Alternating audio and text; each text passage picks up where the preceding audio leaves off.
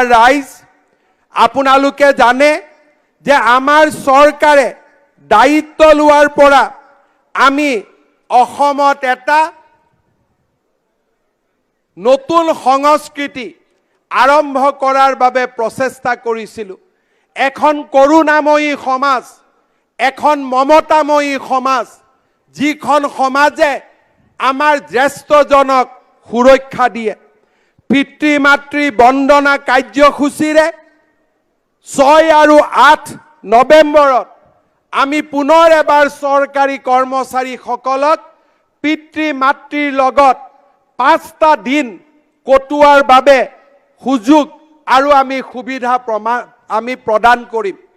অসমৰ বেচৰকাৰী খণ্ডৰ স্বত্বাধিকাৰসকলকো মই আহ্বান জনাম যে আপোনালোকেও আপোনালোকৰ প্ৰতিষ্ঠানত কাম কৰা প্ৰতিজন কৰ্মচাৰীক 6, 7, 8, 9, 10 শুক্ৰ, শনি, ৰবি, বুধ, বৃহস্পতি এই 5টা দিন আপোনালোকে ছুটি দিবৰ বাবে চেষ্টা কৰক, যাতে আমি সকলোৱে মিলি পিতৃ মাতৃৰ ওচৰলৈ পুনৰ উভতি যাব পাৰোঁ।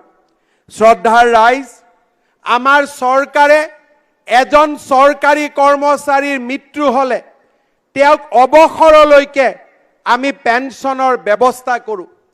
চৰকাৰে এইবাৰ সিদ্ধান্ত লৈছে যে এজন সন্তানৰ পেঞ্চনত তেওঁৰ বৃদ্ধ পিতৃ মাতৃৰো অধিকাৰ আছে আৰু সেইকাৰণে এইবাৰ আমি পেঞ্চনক বিতৰণ কৰাৰ বাবে সিদ্ধান্ত লৈছোঁ। সহানুভূতিমূলক পেঞ্চনৰ 80% মৃত কৰ্মচাৰীজনৰ পৰিবাৰে লাভ কৰিব, কিন্তু 20% পেঞ্চন তেওঁলোকৰ বৃদ্ধ পিতৃ মাতৃয়ে আজীৱন লাভ কৰিব আৰু তেওঁলোকৰ মৃত্যুৰ পিছত সেই 20% পেঞ্চন পুনৰ পৰিবাৰলৈকে উভতি আহিব। আমি এখন মমতাময়ী কৰুণাময়ী সমাজ অসমত নিৰ্মাণৰ বাবে আমি প্ৰচেষ্টা কৰিছোঁ। শ্ৰদ্ধাৰ ৰাইজ, 9,22,000 লোকৰ বায়োমেট্ৰিক NRCৰ সময়ত বন্ধ হৈ পৰিছিল। মই প্ৰচেষ্টা চলাইছোঁ যাতে অহা কিছু মাহৰ ভিতৰত এই NRCৰ বায়োমেট্ৰিকৰ ওপৰত থকা প্ৰতিবন্ধকতা আমি উঠাব পাৰোঁ আৰু ৰাজ্যৰ জনসাধাৰণক আমি এটা সুৰক্ষিত জীৱনৰ ফালে আগবঢ়াই লৈ যাব পাৰোঁ। শ্ৰদ্ধাৰ ৰাইজ, অসমৰ চৰকাৰী চাকৰি যাতে অসমৰ মাটি আৰু পানীৰ লগত সংযোজিত থকা লোকেহে যাতে লাভ কৰে, সেইবাবে অহা কেইটামান দিনত আমি ষ্টেট ডমিচাইল পলিচি আমি নিৰ্মাণ কৰাৰ বাবে সিদ্ধান্ত গ্ৰহণ কৰিছোঁ। মাটি বাৰী আৰু সুৰক্ষাৰ ক্ষেত্ৰত আমাৰ চৰকাৰে যিবিলাক কাম হাতত লৈছে, সি অসম চুক্তিৰ 6ষ্ঠ অনুসূচীত যি সাংবিধানিক সুৰক্ষাৰ প্ৰতিশ্ৰুতি দিছিল, তাকো আমি অতিক্ৰম কৰি গৈ এক নতুন সুৰক্ষাৰ বাতাবৰণ সৃষ্টিৰ বাবে আজি আমি আগবাঢ়ি গৈছোঁ। শ্ৰদ্ধাৰ ৰাইজ, বাল্য বিবাহ সমাপ্ত কৰিবলৈ এই স্বাধীনতাৰ তিৰংগ পতাকাৰ তলত অসমৰ মুখ্যমন্ত্ৰী দায়িত্ব গ্ৰহণ কৰিয়ে মই সংকল্প লৈছিলোঁ। আজি মই নিশ্চিতভাৱে ক'ব পাৰোঁ যে অসমত বাল্য বিবাহৰ সংখ্যা দ্ৰুত গতিত হ্ৰাস পাইছে। চলিত বৰ্ষৰ 31 মে পৰ্যন্ত 5,413টা গোচৰ বাল্য বিবাহৰ বিৰুদ্ধে আমি লিপিবদ্ধ কৰিছোঁ আৰু বহুতো গোচৰত ন্যায়ালয়ৰ পৰা আমি শাস্তিৰ ৰায়দান পাবলৈও সক্ষম হৈছোঁ। এই তিৰংগ পতাকাৰ তলত থিয় হৈ মই আকৌ এবাৰ মোৰ বজ্ৰ কঠোৰ সংকল্পৰ কথা ঘোষণা কৰিছোঁ। 2026 চনৰ ভিতৰত অসমত আমি বাল্য বিবাহ আমি সম্পূৰ্ণভাৱে নিৰ্মূল কৰিম, সেই প্ৰতিশ্ৰুতি মই আকৌ এবাৰ পুনৰ দোহাৰিছোঁ। শ্ৰদ্ধাৰ ৰাইজ, পুলিচৰ ব্যৱস্থাৰ লগে লগে বাল্য বিবাহ ৰোধ কৰাৰ ক্ষেত্ৰত শিক্ষা এক অমোঘ অস্ত্ৰ। মুখ্যমন্ত্ৰীৰ নিযুত মইনা আঁচনিয়ে 10 লাখ ছাত্ৰীক তেওঁলোকৰ যাতে শিক্ষা স্নাতকোত্তৰ মহল পৰ্যন্ত নিৰন্তৰভাৱে চলাই যাব পাৰে, তাৰ বাবে এক বিশিষ্ট ভূমিকা পালন কৰিব। অহা 10 অক্টোবৰৰ আশে-পাশে এই নিযুত মইনা আঁচনিখনে অসমৰ উচ্চতৰ মাধ্যমিক প্ৰথম বৰ্ষ, স্নাতক প্ৰথম বৰ্ষ আৰু স্নাতকোত্তৰ প্ৰথম বৰ্ষৰ ছাত্ৰীসকলক সামৰি আত্মপ্ৰকাশ কৰিব। শ্ৰদ্ধাৰ ৰাইজ, অহা এবছৰৰ ভিতৰত অসমত আকৌ 20 লাখ লোকলৈ পৰিয়াল পৰিচয় পত্ৰ বা ৰেচন কাৰ্ড প্ৰদানৰ দিশতো আমি আগবাঢ়ি যাবলৈ সিদ্ধান্ত গ্ৰহণ কৰিছোঁ। শ্ৰদ্ধাৰ ৰাইজ, 1 লাখ নিযুক্তিৰ লগে লগে 1 লাখ যুৱকক উদ্যোগ সংস্থাপনৰ বাবে 2 লাখ টকাৰ আৰ্থিক সাহায্য আগবঢ়োৱাৰ মুখ্যমন্ত্ৰীৰ আত্মনিৰ্ভৰ অসম আঁচনিখনেও অহা অক্টোবৰ মাহত আত্মপ্ৰকাশ কৰিব। আয়ুষ্মান ভাৰতৰ জৰিয়তে আৰু মুখ্যমন্ত্ৰীৰ আয়ুষ্মান অসম আঁচনিৰ জৰিয়তে আমি অসমৰ 2,33 লাখ পৰিয়ালক বিনামূলীয়া স্বাস্থ্য সেৱা আগবঢ়াই দিবলৈ সক্ষম হৈছোঁ। কেঞ্চাৰ চিকিৎসাৰ ক্ষেত্ৰত 17খনকৈ কেঞ্চাৰ চিকিৎসালয় নিৰ্মাণ কৰি আজি অসমে এক নতুন দিগন্তত ভৰি দিছে।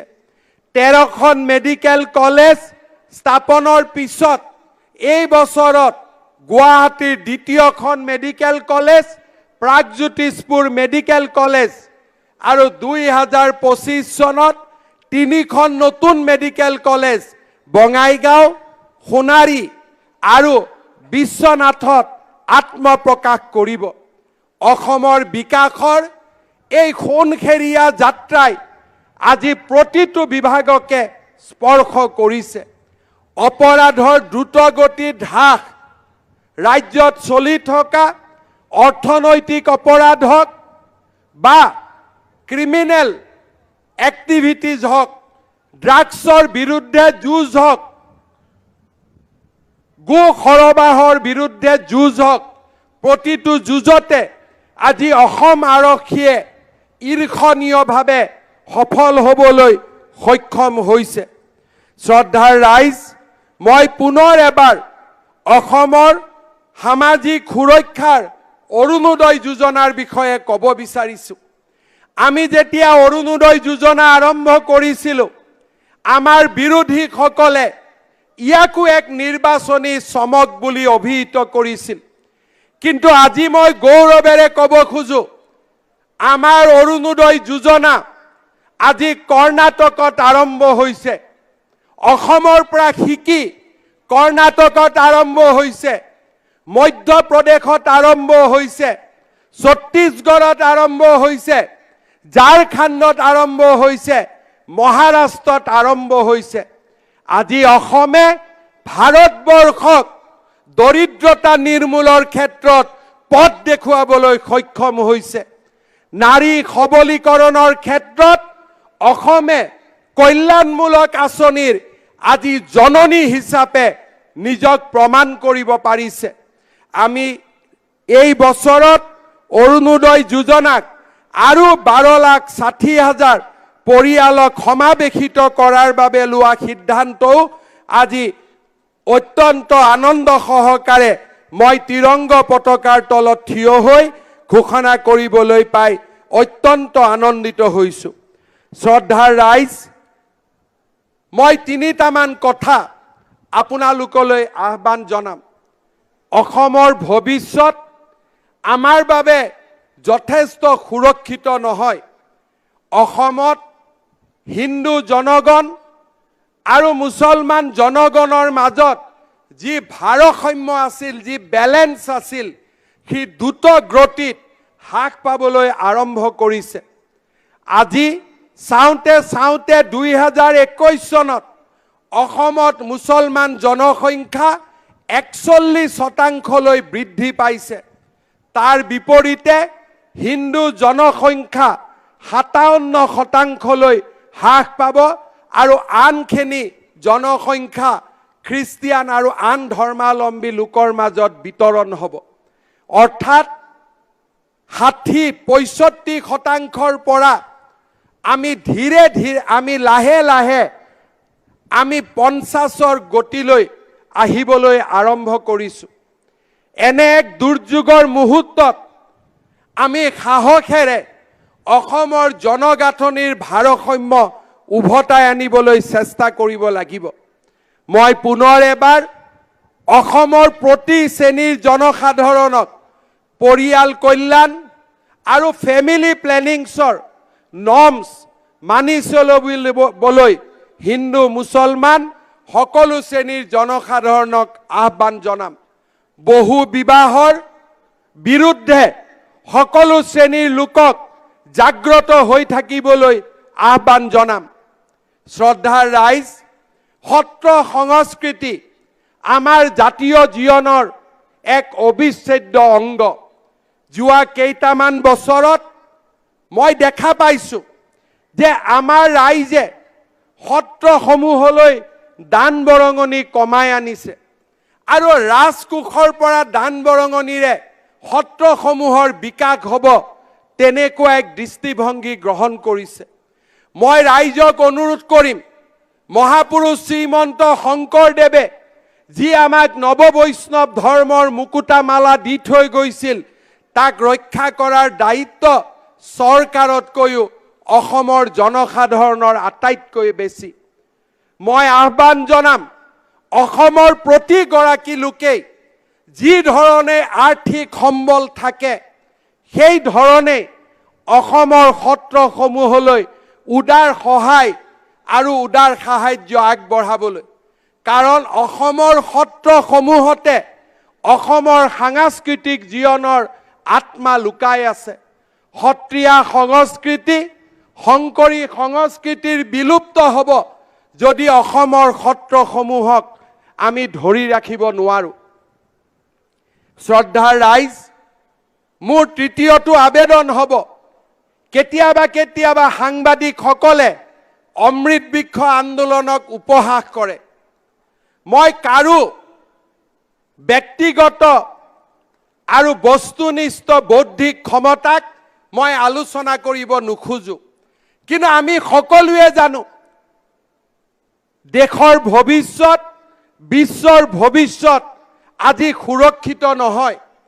জলবায়ুৰ পৰিৱৰ্তনে আজি অসমখনৰ লগতে সমগ্ৰ বিশ্বত গোলকীয় ভাবুকিৰ সৃষ্টি কৰিছে। অমৃত বৃক্ষ আন্দোলন চৰকাৰৰ আন্দোলন নহয়। ৰাজ্যত 3 কোটি গছ পুলি ৰোৱাৰ সংকল্প আৰু অহা বছৰ 5 কোটি গছ পুলি ৰোৱাৰ সংকল্প প্ৰতিজন অসমীয়াই নিজৰ গাত সমাহিত কৰি ল'ব লাগে। যিসকল ব্যক্তিয়ে অমৃত